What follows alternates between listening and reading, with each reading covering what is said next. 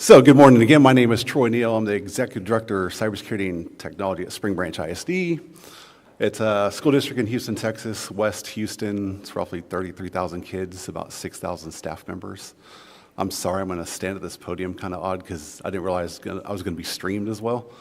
You know, I'm an IT guy. I don't like video. So it's evident, and it's discoverable now probably. So anyways, appreciate you joining the session. It's called Building Cultivating Talent. And basically all I'm going to discuss is how I kind of lead and manage my team in the district and how I retain my talent. How many people have a recruiting problem? I'm about to say we all do, right? If we're in K-12, we have a recruiting problem because we don't pay the greatest, right? Some pay okay. Depends on what area of the U.S. you're in. Yeah, we have great breaks, but we also have to work 24/7. So how do you balance that? How do you keep your team happy? How do you try to retain them or grow them and let them move on, right? So just want to talk a little bit about appraisals, identify talent, team dynamics, how we cultivate the talent, so our goals, performance, responsibilities, and then the 3 E's of excellence, and I'll get to that shortly. But here's kind of our org chart at Spring Branch. So if you look, you have your superintendent. So this is kind of normal for most school districts. And then if you look at our C-suite or cabinet, depends how you want to call it. So I've got my Captain Kirk picture. That used to be my Skype for Business link Outlook picture forever. Back in the day, it was Office Communicator. And so Captain Kirk has a communicator. So it's, we're a Trekkie fan and a Star Wars fan. So the reason I put my picture kind of down there is I'm not on this part of the org chart. I'm not cabinet level, right? But the important part is how do you build relationships with the cabinet or the board, right? Because if you have that buy-in and that support with those relationships, you can be more effective, right? So I spent a ton of time in my first 6 months at Spring Branch just building relationships and getting to know each person in their role, including my team. And so it's how do you manage up, sideways, down, et cetera, et cetera. So alignment of goals is where it starts, right? So goals got to trickle down. So it starts with board goals and then the superintendent goals, right? And then we also have what's called a district improvement plan. Then that rolls down to our department or / campus plan, depending on what role you're in. And then you've got your individual goals. So we start with our technology goals as an individual. So we actually only have 2 high-level goals as a division. And then we go down into our team goals, which is around 5 on myself and team, and then we break down individually from there. So we have performance goals and professional development. So we have competencies. So every role in our organization has defined competencies. So anywhere from a campus technician all the way to my role to my boss. And then that way you've got progression. So we use those competencies to help grow. And then during your individual professional development plans, you can build out your plan to grow your team and what they need to do for the next step to be promoted, right? Recommendation, no more than 3 performance goals. How many people use SMART goals? Like we all know SMART goals, right? Like we want to make sure we're only doing 3. They need to be attainable, right? Because if you put things out of reach, it's not fair for them, right? Our job's to grow them, make sure they're successful. And if you have too many goals, how are they going to accomplish that in the school year, especially when there's so many other factors that we don't control, right? From budgeting to board influence to external influence to also the world we live in, right? The scary space of cyber. So we're constantly having to adjust, even if it's just cybersecurity insurance adjustments, right? And then you want to identify your areas of strength and your areas of growth. So, and there should only be a couple of those for each individual. And then professional development. So I let my team pick what they want for professional development. One of my goals, I have to speak at a conference every year or host a conference depending on what we're doing. And then, of course, my other goals all around cybersecurity. So state of Texas passed a law about cybersecurity awareness training. So we internally developed the program and then have to make sure everyone meets that by the end of June and report to the state. But you also want to talk like with each individual, what do they want to do, where they want to grow, what do they want to be involved in. So anytime we're looking to solve a problem, solve a story, like we have a team meeting and anybody who wants to be a part of that project is allowed to be a part of that project. It doesn't matter if you're an engineer, if you're a networking guy, if you want to learn and do something different, you're at the table. And then if you don't want to be at the table and you don't want to learn, you're more than welcome to step away from it. I just want to make sure I don't hinder them from wanting to grow into something.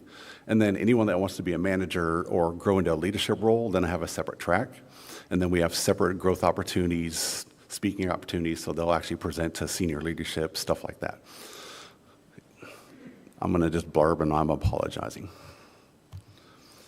So, transparent leadership. Oops. So, how many people consider themselves an introvert? Come on, we're IT people. Most think we are. Or who's an extrovert? Thank you. I applaud y'all.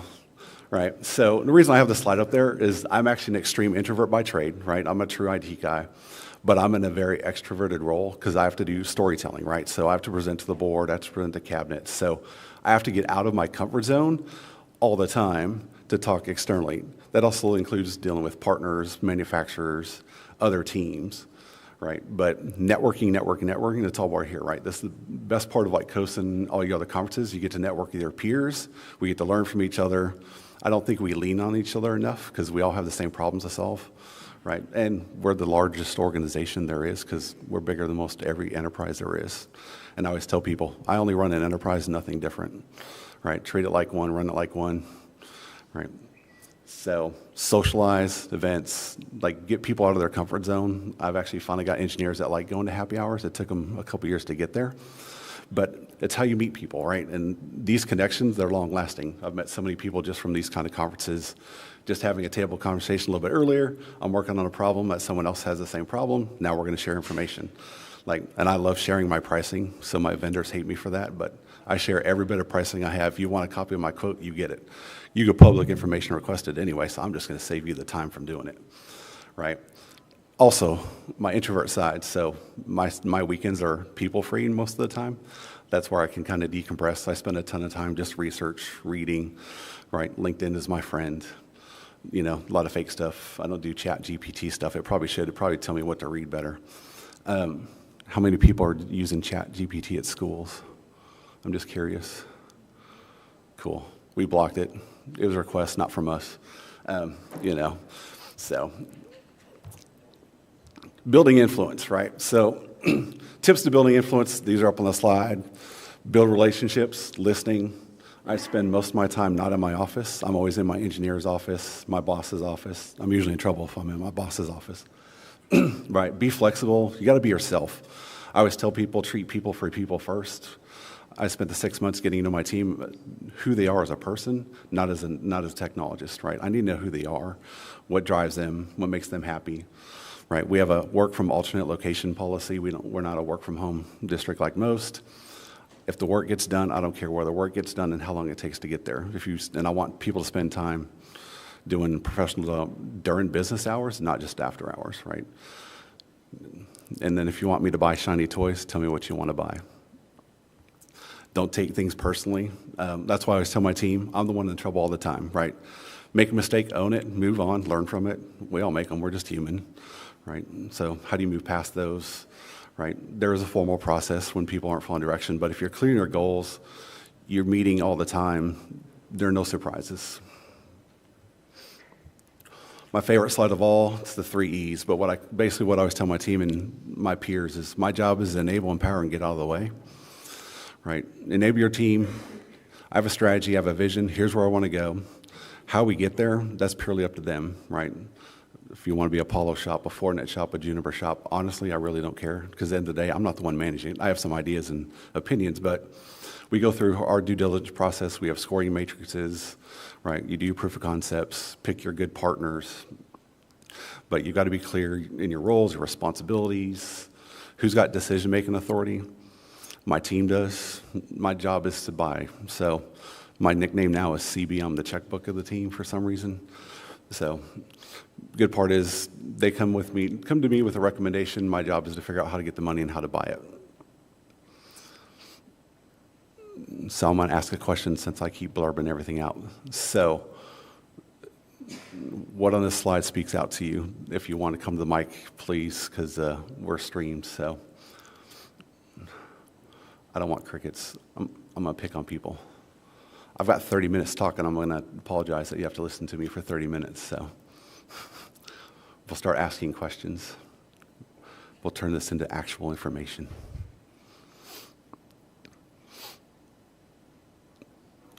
Who wants to talk about how they retain their talent? Some ideas. Anyone? Bueller? Yes, sir. Thank you. I kind of figure, not without me retaining talent, it might be developing talent. That means I'm developing them to move on to their next role, and that's what it is. Oh, absolutely, right. Our job as leaders is to grow people within, within the organization or outside the organization, right? Progression, right? I'm limited on the amount of positions I have, so my job is to at least make them prepared for that position if it's available, and if it's not and they want to move on, I want to be the first one to write their recommendation. Yes, sir. I think my strategy is really about value and building value into every person that works in our team.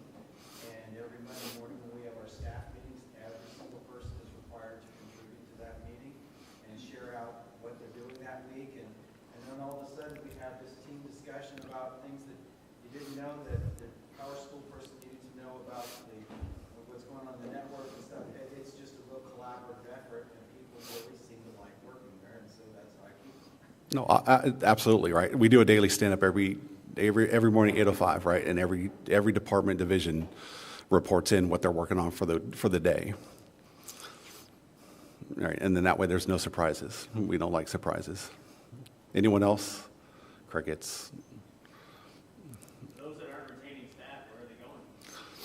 So those not retaining staff, where are they going? It's a great question. So the last 3.5 years at Spring Branch, I've lost 2 people who grew into, higher level positions, private sector.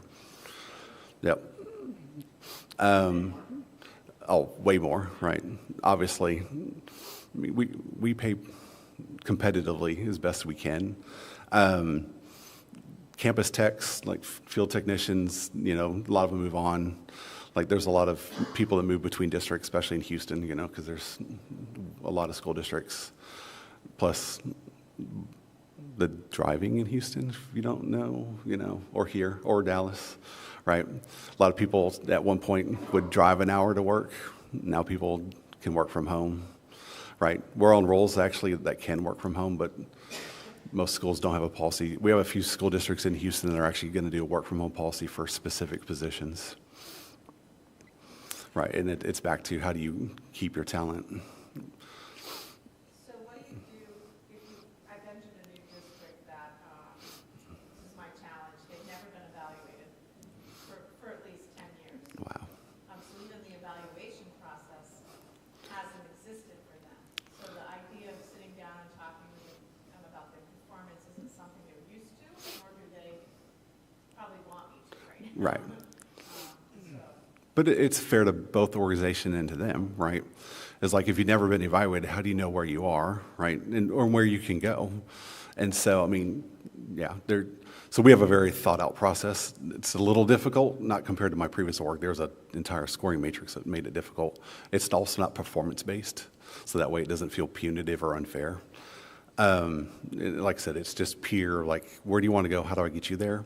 Right. Or here's some growth opportunities and things you need to work on. I think it's just even starting the conversation. Like, we've never done this before, but here's where we're going to start. We don't have a formal process, but like, here's how you're doing. Here's some things you can work on. Here's some things I can do to support you, or what kind of support do you need from me? I always ask my team, what do you need from me? Right. I spend half my time at the district building versus my building, so they usually send out a search party and make sure I'm still alive. So, but it's a great point. I'm going to keep making this interactive. I'm sorry. Yes, sir. Okay, we have a issue in my group about complacency with people who've been there a long time, who are comfortable with the positions they have no desire to really expand in other areas or make themselves so that they could be promoted. Any thoughts or? So complacency, I always call this the status quo, right? Because people get into a position, they get comfortable, they only want to do one thing. I think that's individualized on person. So I have a guy, he's an exchange guy now, 365, but he loves email. And so I let him manage email, right? But I think it's that's what he wants to do, but he's also one of the most valuable, well, they're all valuable, but like level-headed person I need on a team that like level sets everyone else, right? For the status quo style, I don't do status quo. Like, I've made a bunch of changes in 3.5 years. I'm ready to change in the next 3.5 years just because My ADD brain says I want something different or new shiny objects. But I think it's also, I have them involved in those conversations, right? Is what excites them and why are they in the role? But it's a tough challenge, and it's how do you push the envelope? But for me, if you're not performing at the level I need to perform at, I'll exit somebody, right? I'll find referrals off referrals. My two came from another school district based off friendships and networking. Yes, sir. Question for the room. How many of you are considering remote work policies? So the question was, how many were considering remote policies? Or do it, yeah. How many do it already? Dude, that's awesome. Yeah. I think, unfortunately, COVID helped prove that we can work from anywhere. I think it's just the mindset and the differences, right? It's cabinet buy-in, it's board buy-in, but it's also a recruitment strategy. I'm asking another question. What's your dress code like? Who's business, like full-on business professional dress code? Who's business casual? Who's show up in clothes? Yes. Sorry. No. It's a valid conversation. So my boss just had this conversation with our superintendent. Like, we're lucky that people show up in clothes, right? I mean, I don't care if they're in shorts, right? I need talent, right? If they can work from home, they don't have to worry about dressing up. So as you can tell, I'm a business casual guy. And actually, I'm in jeans and t-shirts normally, or golf shirts, because I like to golf. But pay people for their skills, not the way they dress, right?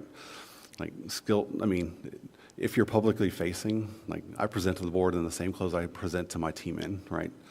Value people. It's these little things, the non-monetary things we can do to help keep people around.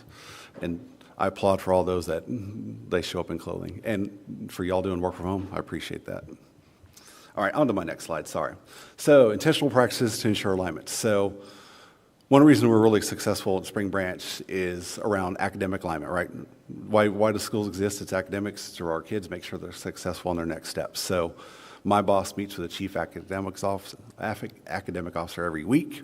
I meet with my peers, the executive director of curriculum and instruction, and student support once a week, so we have dual tier alignment. Right, so that way both technology and academics are partnered at all times. So any new initiative, any change we want to make, we've all discussed it before it ever goes to cabinet or if it needs board approval. But weekly team meetings, so I live and die in OneNote. I have a very structured OneNote that basically talks about FYIs, QQs that each team member can ask each other. I've got one that says top 3 priorities by each department and then by each individual. So my team meetings last about 10 minutes.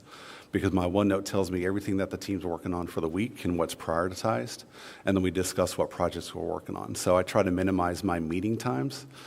That way we're not wasting time, especially if I'm out in their office every other day or hours of a day, then why waste time in a team meeting? We already talked about the stand-up call, right? Informal communication does back to spend time in their office, the informal conversations, the formal conversations, ask how people are doing. We have a coffee station in one of my engineers' office, so we all hang out there and drink coffee. We've got Marvel characters and Star Wars characters all over the place. Got a few hanging. My building's also built in the 1970s, so we've got a nice mustard yellow auditorium that's fun to use, right? Back to informal practices, budget. I'm very transparent about our budget. We all know, at least in Texas, when ESSER money ends, that we're going to have a budget shortfall unless a session changes the way we're funded. We're what's called a recapture district. We got to send the state of Texas $86 million of our taxpayer dollars. So we don't want to cut people, we value people. So what you'll do is you'll cut services and subscriptions. So we're trying to make sure our team's aware of that. And then we all know this, if you live in the cyberspace, all the great tools are subscription-based tools. So how do you afford those, right? And you got to find ways to get creative, right? Like I said, back to open door policy, my door is always open. Unfortunately, it's a bunch of Marine stuff, so if you're in the other branch, don't walk in my office. Partner meeting, vendor meetings, like I said, it's a collective group effort. And then feedback from peers and others, hence why we're at these conferences, right? We want to hear from each other. What are we working on? What are we trying to solve? Who's trying to solve cellular service in their buildings right now? Anyone, everyone? I know we are. We just passed a bond that's going to sell your service, right? I'm about to spend $6 million on cell phone boosters. Yeehaw. So taxpayer dollars, unfortunately, at work. But thanks 5G technology for less penetration. They can't do like wireless calling? So you can do wireless calling, but then I got to play Big Brother, and I'm going to monitor everything on your phone. So that's the challenge, right? We allow it, but most people don't want to put their personal phone on our network because then I've got to filter it and I'm going to track it. And as a person has to investigate those aren't fun either. Who's looked at solutions so far? I'm going off topic just because I can.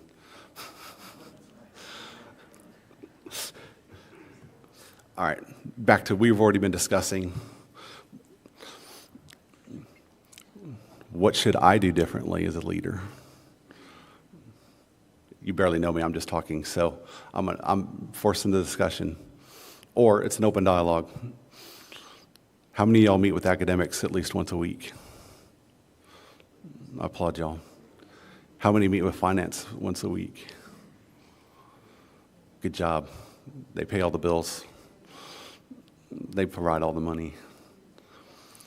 All right, I've got one action item then for y'all. Meet with somebody that's not in your department that you've never met with over the next week. I know most people. All right, the floor is open. Any other topics you want to talk about? I'm sorry. Was there, go ahead. Do you have any books you recommend or resources that you use to build your team? So there's a ton of leadership books. I can't read a full book because I bore too fast. I can get a couple chapters. I think Strength Finders has got some good stuff in it, but there's The 5 Dysfunctions of a Team is one of my favorite books of all time, right? Because we all have some kind of dysfunction. I know I do. I got quite a ton of quirks. I take snippets of kind of those books and then just go from there. It's more of like I listen to my peers, right? Read, but I don't have the attention span to read a full book. But there's a ton of great resources out there. Yes, sir. How about coaching resources? So coaching resources, so this is where like I'll bring in a professional coach. There's a couple of professional services in Houston that we've used to bring in for coaching. One thing I make all my team do is emotional intelligence. It's a Pluralsight course. Everyone's got some kind of emotional intelligence kind of course, right? How to deal with people who are different than you. That's one of my mandatory PD sessions I do every year with the team. Was there any value in this session? And you don't have to lie to me. Sorry, I'm just a blunt and to the point person. Our mantra, inspiring minds, shaping lives.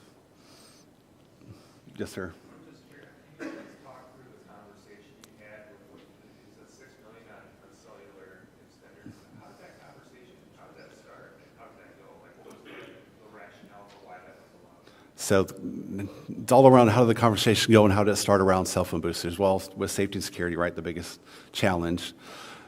One of the biggest complaints started with parents complaining to board members about, hey, when I'm on campus and I'm not getting my text. That's where the actually conversation started.